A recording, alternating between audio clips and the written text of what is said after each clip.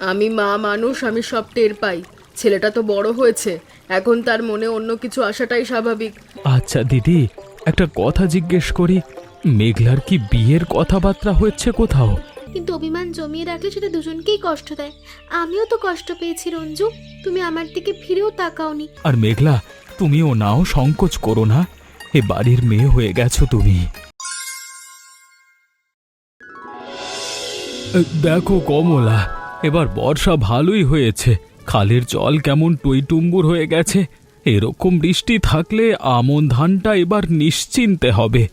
গত বছর তো বৃষ্টির অভাবে সব শুকিয়ে গেছিল, মনে আছে তো? এবার ওপরওয়ালা একটু কৃপা করেছেন মনে হচ্ছে। হ্যাঁ গো, গত বছরের কথা আর মনে করিও না। সেবার তো চোখের জল ফেলতে ফেলতে দিন কাটিয়েছি। ধান মরে গেল, পাটও হলো না।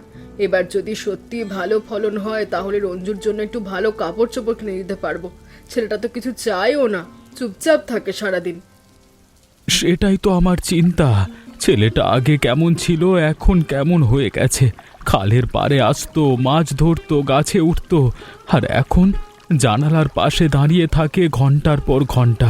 কি যেন ভাবে সারাক্ষণ। তুমি কিছু খেয়াল করেছো? আমি মা মানুষ, আমি সব টের পাই।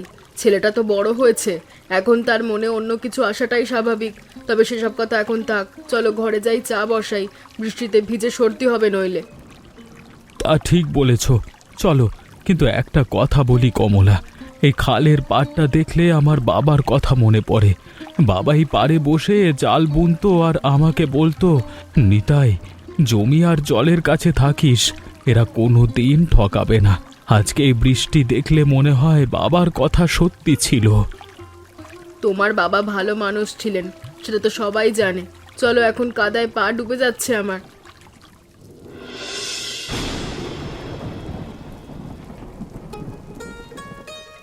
রঞ্জু, এদিকে আয় তো একটু। চালটা একটু বেছে দে না, আমি একা পারছি না। চোখেও ঝাপসা লাগছে আজকাল, বুড়ো হয়ে যাচ্ছি মনে হয়। আর তুই এই জানালার পাশে দাঁড়ায় কি দেখিস সারাদিন? খালে কি সোনার মাছ ভাসছে নাকি? না মাম, এমনি দেখছিলাম। বৃষ্টি ভালো লাগে তো তাই। ছোটবেলায় তো তুমিই তো বলতে বৃষ্টি দেখলে মন ভালো হয়, সেই কথা মনে করে দাঁড়িয়েছিলাম। আচ্ছা দাও, চালটা বেছে দিচ্ছি, তুমি বসো একটু, আমি করছি। মন ভালো হয় বৃষ্টি দেখলে, সে ঠিক আছে, কিন্তু তোর চোখে তো আমি অন্য কথা পড়ি। মা হয়ে এটুকু বুঝবো না? কি হয়েছে বল না, মনে কিছু চাপা রাখিস না। আমি তো তোর শত্রু না, মা তোর। কিছু হয়নি মাম, সত্যি বলছি। তুমি এত ভাবো কেন সব সময়? আমি ভালো আছি। বাবা কোথায় গেল? সকালে দেখলাম জমিতে গেছিল। বাবা তোর খালপাড় থেকে ফিরে চা খেয়ে বাজারের দিকে গেছে, কি যেন একটা আনবে বললো। তোর বাবাও কম রহস্য করে না।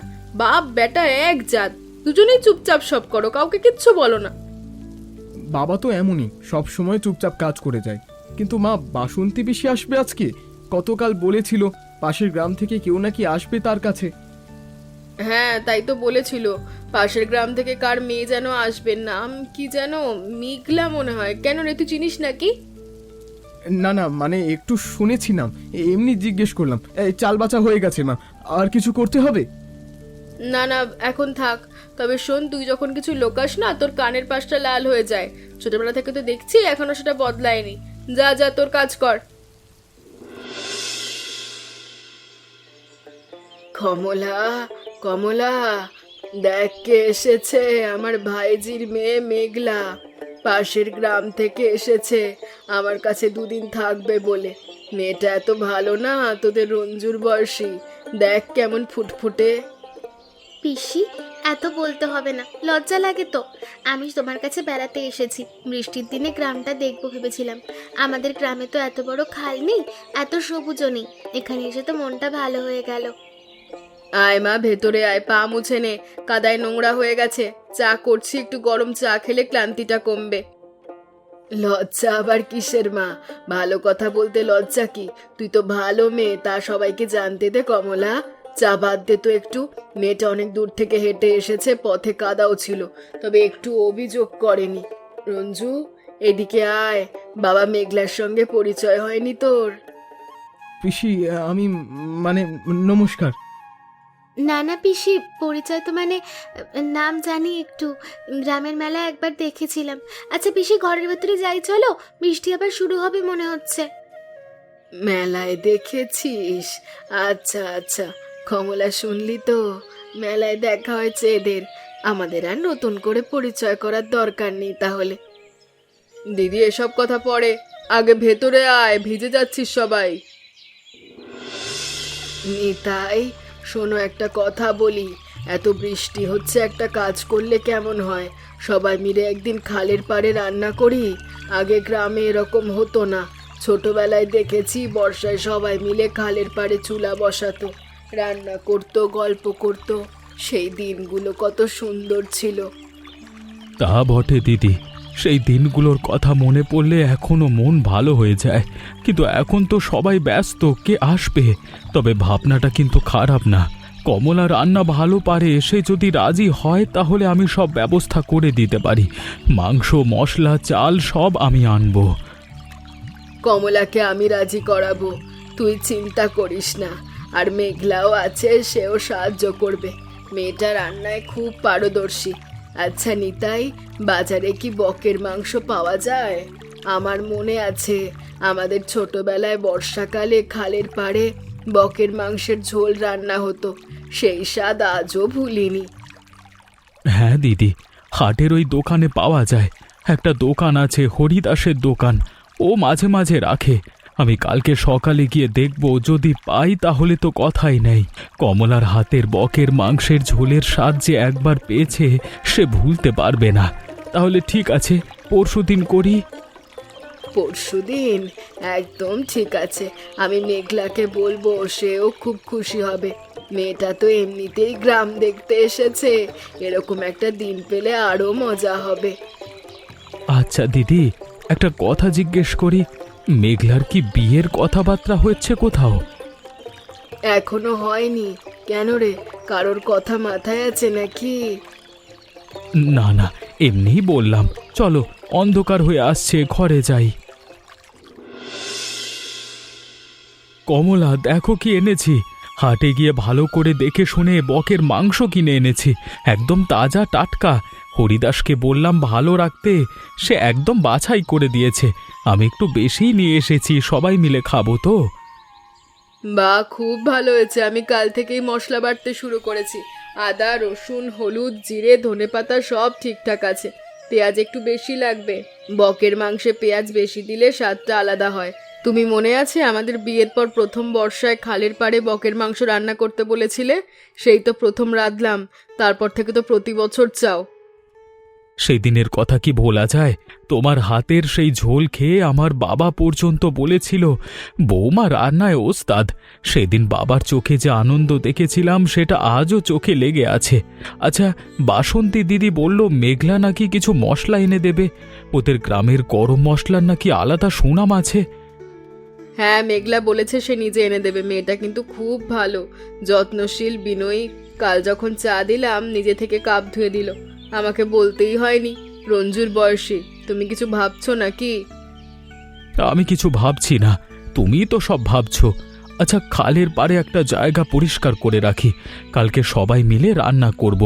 রঞ্জুকে বলবো কাঠ কাটতে, ছেলেটাকে একটু কাজে লাগাতে হবে, নইলে সারা দিন জানালার পাশে দাঁড়িয়ে থাকবে। রঞ্জুর কথা বললে মনে পড়লো, কাল মেঘলা যখন চা খেতে এসেছিল রঞ্জু একটাও কথা বলল না ওকে, চুপচাপ বারান্দায় দাঁড়িয়েছিল। আমার তো লজ্জা লেগে গেল। মেয়ে মানুষ ঘরে এসেছে, একটু আদর যত্ন না করলে কি শোভা পায় না? ছেলে তোমার, তুমি বোঝাও, আমি আর কি বলবো। সবার জন্য আসে, সবার সঙ্গে কথা বলে, সবাইকে সাহায্য করে, কিন্তু আমার দিকে একবারও তাকালো না। মশলা দিল মাকে, পিসিকে নিয়ে গল্প করলো, কিন্তু আমাকে একটা কথাও বললো না। হয়তো আমি ওর কাছে কিছুই না। রঞ্জু, কি বলছিস একা একা? বই পড়ছিস না মুখ গোমড়া করে বসে আছিস? মেঘলা মশলা দিয়ে গেল, তুই একটু ধন্যবাদও দিলি না। মেয়েটা তোদের সবার জন্য এত কষ্ট করে নিয়ে এলো, তোর কি একটু ভালো লাগলো না? ভালো লেগেছে তো মা, কিন্তু সে তো সবার জন্য এনেছে, আমার জন্য আলাদা করে কিছু না। আমি কেন ধন্যবাদ দেব? তুমি দিয়েছো, পিসি দিয়েছে, যথেষ্ট।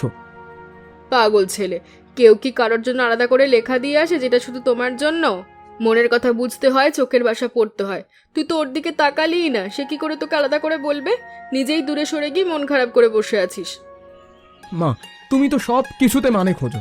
আমি শুধু বলছি, ও যখন এলো আমার দিকে একবারও চোখ তুলে তাকালো না। আমি কি এতটাই কিছু না? আরে বোকা, ও তো তোর দিকে তাকাতেই পারছিল না লজ্জায়, আমি দেখেছি। ও যখন মশলার পুঁটুলিটা দিচ্ছিল ওর হাত কাঁপছিল। তুই বারান্দায় আছিস জানতো বলেই। মেয়েরা সব সোজাসুজি বলে না রঞ্জু, তুই ছেলে হয়ে একটু বুঝবি না? সত্যি মা, তুমি এত কিছু খেয়াল করলে? মায়ের চোখ সব কিছু দেখে বাবা। যা, এখন মুখ ধো, কাল রান্নায় সাহায্য করতে হবে, গোমড়া মুখে থাকলে চলবে না। রঞ্জু, কাঠগুলো একটু ছোট ছোট করে কাট। বড় কাঠে আগুন ধরতে সময় লাগবে। বৃষ্টিতে সব ভিজে গেছে তো। আর ওপাশে একটু শুকনো পাতা জমা কর, ওগুলো দিয়ে আগুন ধরাবো প্রথমে। বাবা, আমি কাটছি তো, তুমি চুলার উপরে একটু চাল দাও না। বৃষ্টি পড়লে আগুন নিভে যাবে তো, কলা পাতা দিয়ে ঢাকা দিলেই হবে। আচ্ছা বাবা, একটা কথা জিজ্ঞেস করি? বল, কি জিজ্ঞেস করবি? তুমি যখন মাকে প্রথম দেখেছিলে তখন কি মাও তোমার সঙ্গে কথা বলতো? মানে প্রথম প্রথম কেমন ছিল? তোর মা? সে তো আমার দিকে তাকাতোই না। আমি জমিতে কাজ করি, সে পুকুরে জল আনতে যায়, আমি দূর থেকে দেখি। কথা কথা তো অনেক পরে হয়েছে। প্রথম যেদিন কথা বলেছিল জানিস কি বলেছিল? বলেছিল তোমার গামছাটা পড়ে গেছে। ব্যাস, ওই একটা কথায় আমার সারা দিন কেটে গেছিল। আচ্ছা, তুই কি কারো কথা বলছিস? না না, এমনি জিজ্ঞেস করলাম। তবে বাবা, তোমার গামছা পরে যাওয়াটা কি ইচ্ছে করেই ছিল নাকি সত্যি পড়েছিলে? সেটা আর এত বছর পরে কি বলবো। তবে গামছাটা যে ঠিক ওর সামনেই পড়েছিল সেটা একটু আশ্চর্যের বই কি। চুলা হয়ে গেছে, মাকে ডেকে আনি। আমি ডেকে আনছি, তুমি এখানে থাকো, আগুনটা সামলাও। দিদি, একটু হলুদটা দাও তো।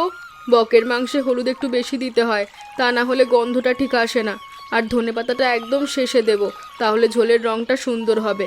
আমার শাশুড়ি শিখিয়েছিল, বকের মাংসের ঝোল ধৈর্য লাগে, তাড়াহুড়ো করলে হয় না। তোর শাশুড়ি ভালো মানুষ ছিল কমলা, আমাকে শিখিয়েছিল একবার, কিন্তু আমি তো রান্নায় কাঁচা, শিখে রাখতে পারিনি। আচ্ছা, মেঘলা কোথায় গেল? ও তো মশলা বাটতে সাহায্য করবে বলেছিল, ওকে একটু ডাক দে তো। মেঘলা আছে ওদিকে কাশবনের কাছে, মেয়েটা প্রকৃতি খুব ভালোবাসে, এত সুন্দর মন ওর, সব কিছুতেই আনন্দ খুঁজে পায়। কাল বলছিল, মাসিমা তোমাদের গ্রামের এই খালটা এত সুন্দর, আমি তো চলেই যেতে চাই না। শুনে আমার মনটা ভরে গেল। আচ্ছা দিদি, তুমি যে বললে মেঘলার রান্না ভালো, সত্যি? আমার রঞ্জুর তো রান্নার খুব ভক্ত, যে রান্না ভালো পারে তাকে খুব সমীহ করে। বুঝেছি বুঝেছি, তুই যা বলতে চাইছিস আমি ধরেছি, কিন্তু আগে ঝোলটা সামলা, পুড়ে যাচ্ছে মনে হয়। গন্ধটা দেখ তো কেমন চারদিকে ছড়িয়ে পড়েছে, পথের লোকজনও থামছে। ওই দেখ, ফকির চাচা দাঁড়িয়ে গন্ধ শুকছে। ফকির চাচাকে একটু ঝোল দিতে হবে পরে, মানুষটা একা থাকে, কেউ রান্না করে দেয় না। আচ্ছা দিদি, আলু কটা দেবো ঝোলে? তোমার মতে কি আলু ছাড়াই ভালো হবে? আলুতে দুটো, ঝোলটা একটু ঘন হবে। বকের মাংসে আলু মন্দ হয় না। আর একটু তেজপাতা দিয়ে গন্ধটা ভালো হবে। কিরে, সবাই ওখানে গল্প করছে, তুই এখানে একা বসে আছিস কেন? ঝোলের গন্ধ পাচ্ছিস না? তোর মা দারুণ রান্না করছে আজকে। যা, গিয়ে সবার সঙ্গে বস, গল্প কর। এভাবে একা একা বসে থাকলে আরো মন খারাপ হয়। বাবা, আমার মন খারাপ নেই, আমি শুধু একটু বসতে এসেছি। খালের জলটা দেখো কেমন সুন্দর লাগছে, মেঘের ছায়া পড়েছে জলে, বকগুলো ওই পারে দাঁড়িয়ে আছে, এসব দেখতে ভালো লাগে। বকের দিকে তাকিয়ে আছিস নাকি অন্য কারোর দিকে সেটা আমি বুঝি না। দেখ বাবা, মনের কথা মনে রেখে দিলে সেটা পাথর হয়ে যায়। কেউ যদি তোকে ভালোবাসে সে তোর কাছেই আসবে, কিন্তু তুই যদি দূরে পালিয়ে বসে থাকিস তাহলে সে কিভাবে বুঝবে তুই কি চাস? বাবা, তুমিও মায়ের মতো কথা বলছো। আমি কিচ্ছু চাই না, সত্যি বলছি। শুধু শুধু মাঝে মাঝে মনে হয় কেউ যখন সবার সঙ্গে সমান, তখন আমি কেন আলাদা খুঁজে আশা করব? শোন রঞ্জু, আমি তোর বাবা, তোকে একটা কথা বলি। সবার সঙ্গে ভালো ব্যবহার করা মানেই সবাইকে সমান চোখে দেখা না। কারোর জন্য মনের ভেতরে একটু আলাদা জায়গা থাকতেই পারে, কিন্তু সেটা সবার সামনে দেখানো সবার পক্ষে সহজ না। বাবা, তুমি আমাকে অনেক কিছু বললে আজকে, আমি একটু ভাবি।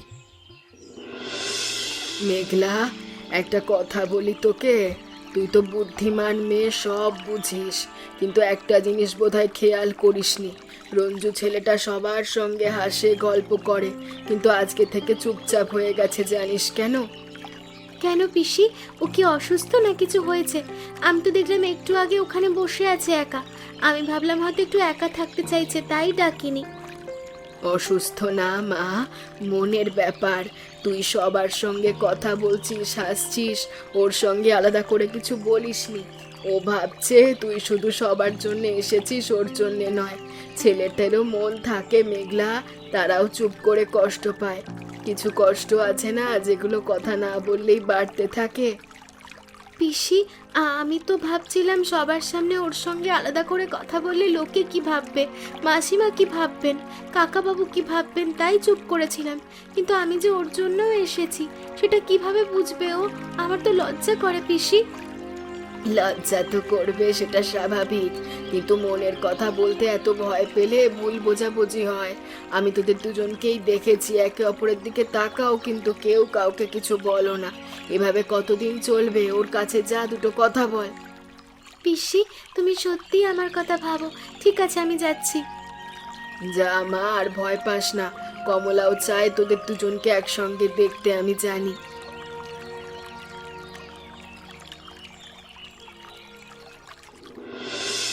এখানে বসে কি করছো এতক্ষণ? সবাই ওখানে ঝোল খাওয়ার জন্য অপেক্ষা করছে আর তুমি এখানে বসে আছো। আচ্ছা রঞ্জু, তোমার কি মন খারাপ? আমাকে বলতে পারো, আমি শুনবো।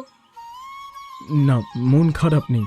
আমি শুধু ভাবছিলাম তুমি সবার জন্য এত কিছু করো, সবার সঙ্গে এত ভালো, কিন্তু আমি মানে আমার সঙ্গে তো তেমন কথাই হয় না তোমার। আমাকে দেখলেই এড়িয়ে যাও মনে হয়। এড়িয়ে যাই আমি? রঞ্জু, তুমি কি সত্যি এটা ভেবেছো? আমি তো সবার সঙ্গে তোমার সঙ্গে আলাদা করে কথা বলতে লজ্জা পাচ্ছিলাম, তাই চুপ ছিলাম। কিন্তু তার মানে তো এটা নয় যে তুমি আমার কাছে কিছু না। আমি সবার জন্য এসেছি ঠিকই, কিন্তু তোমার জন্য এসেছি রঞ্জু, তোমাকে দেখতে, তোমার সঙ্গে কথা বলতে। এটুকু কি বোঝো না? সত্যি বলছো মেঘলা? আমি ভেবেছিলাম, আসলে আমার ভুল হয়ে গেছে। আমি নিজেই দূরে সরে গেছি। তুমি তো কিছু করনি। আমার মনের ভেতরে একটা অভিমান জমেছিল, সেটা তোমার ওপর না, নিজের ওপরই ছিল বোধ হয়। অভিমান মানুষের হয়, সেটা দোষের কিছু নয়, কিন্তু অভিমান জমিয়ে রাখলে সেটা দুজনকেই কষ্ট দেয়। আমিও তো কষ্ট পেয়েছি রঞ্জু, তুমি আমার দিকে ফিরেও তাকাওনি। যখন আমি মশলা দিতে এসেছিলাম, আমি ভেবেছিলাম তোমার হয়তো আমাকে পছন্দই না। পিসি না বললে হয়তো এখানে আসতামই না। পিসি বলেছে তোমাকে? হ্যাঁ, পিসি বলেছে। পিসি সব কিছু বোঝে, সবার চেয়ে বেশি। পিসিকে পরে ধন্যবাদ দিতে হবে। মেঘলা, আমি তোমার কাছে ক্ষমা চাইছি। আমি নিজের মন গড়া ভাবনায় তোমাকে ভুল বুঝেছি। তুমি সবার সঙ্গে ভালো, সেটা তো তোমার গুণ, দোষ না। আমি সেটাকেই দোষ ভেবে বসেছিলাম। আসলে আমি একটু বোকা, মনের কথা বলতে পারি না, তাই মনেই জমিয়ে রাখি, তারপর সেটা অভিমান হয়ে যায়। শুধু তোমার দোষ না রঞ্জু, আমারও দোষ আছে। আমারও আগে বলা উচিত ছিল। আমি লজ্জা পাচ্ছিলাম, কিন্তু লজ্জার চেয়ে মনের কথাটা বেশি জরুরি ছিল। তোমার মন খারাপ হয়েছে আমার জন্যে, এটা ভাবলেও আমার খারাপ লাগে।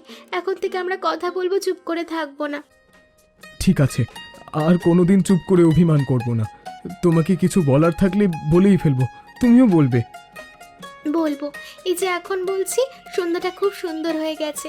খালের জলে আকাশের রংটা কেমন দেখাচ্ছে, আর ওই দূরে বকগুলো উড়ে যাচ্ছে সারিবদ্ধ। এই মুহূর্তটা মনে রাখার মতো। মনে রাখবো, এই সেতুটা, এই জল, এই আকাশ, আর তোমার এই কথাগুলো।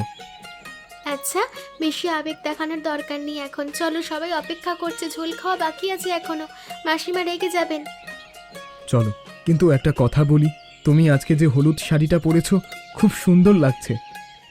এই কথাটা বললে আর অভিমান করতে হতো না কিন্তু।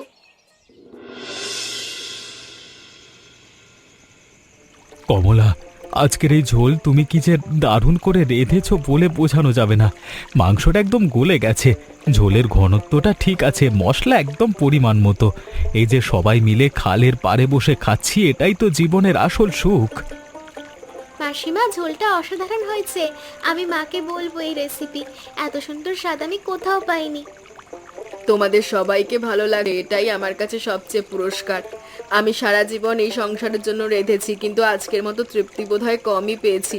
বাসন্তী দিদি, তোমার এই পরিকল্পনাটা সত্যি দারুণ ছিল। আর মেঘলা মা, তোর আনা গরম মশলাটা ঝোলে একটা অন্য মাত্রা এনে দিয়েছে। ও একটু দারচিনি আর এলাচের জন্য ঝোলটা একদম বদলে গেল। আমি তো বলেছিলাম সবাই মিলে একসঙ্গে থাকলে ভালো লাগে।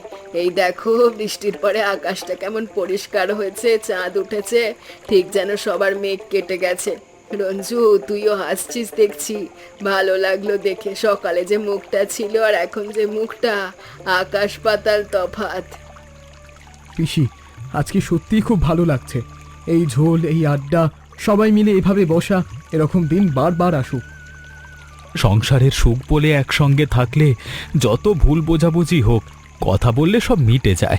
আজকে এই খালের পাড়ে বকের মাংসের ঝোল খেতে খেতে যে আনন্দ পাচ্ছি, এটা টাকায় কেনা যায় না। এই মুহূর্তগুলো মনে রাখবে সবাই। আর কমলা, আগামী বছরেও এরকম একটা দিন করব, ঠিক আছে? ঠিক আছে, তবে আগামী বছর আরো বেশি লোক ডাকবো, পাড়ার সবাইকে, ফকির চাচা, হরিদাস, সবাইকে, সবাই মিলে একসঙ্গে খাবো। আর মেঘলা তো আসবেই, তাই না মেঘলা? আগামী বছর আসবি তো? আসবো পিসি, অবশ্যই আসবো। পিসি, আগামী বছর আমি নিয়ে আসবো মেঘলাকে। পাশের গ্রাম তো বেশি দূর না। ও তাই নাকি? এতদিন জানলায় দাঁড়ায় কি দেখতিস, তা তাহলে আজকে পরিষ্কার হলো। কমলা, ছেলেকে আর জ্বালাস না। আয় রঞ্জু, আর একটু ঝোল নে। আর মেঘলা, তুমিও নাও, সংকোচ করো না। এ বাড়ির মেয়ে হয়ে গেছো তুমি। মিঠাই, তুই বড় ভালো কথা বললি। এই বাড়ির মেয়ে, শুনলি মেঘলা? শুনেছি পিসি, সব কিছু শুনেছি। ভুল বোঝাবুঝি নয়, আন্তরিক কথা ও ক্ষমাই সম্পর্ককে সুন্দর করে তোলে। পরিবারের ভালোবাসা আর গ্রাম মিলেমিশে থাকার আনন্দই সবচেয়ে বড় সম্পদ।